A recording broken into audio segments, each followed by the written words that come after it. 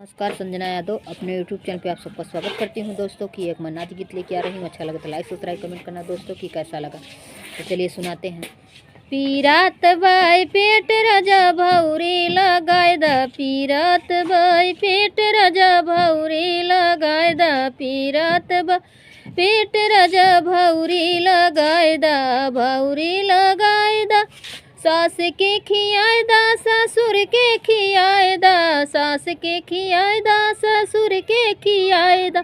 जवन कुछ बचाए राजा यहर सर कायदा, जवन कुछ बचाए राजा यहर सर कायदा। पीरात बाई पेट राजा भौरी लगाए दा, पीरात बाई पेट राजा भौरी लगाए दा।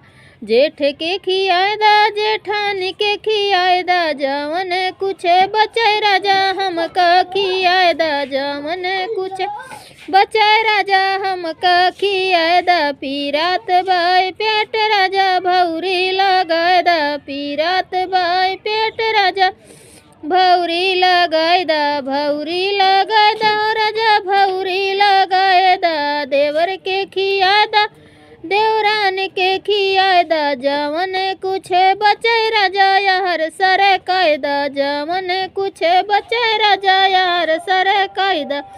पीरात बाई पेट राजा भौरी लगाए दा, ननद के खिया दा, ननदोई के खिया दा, जवन कुछ बचाए राजा यार सर कायदा, जवन कुछ बचाए राजा हमका खियाए दा। पीरात बाई पेट राजा भौरी लगाए दा, पीरात बाई पेट राजा भौरी लगाए दा, जवन कुछ बचाए राजा हमका खियाए दा।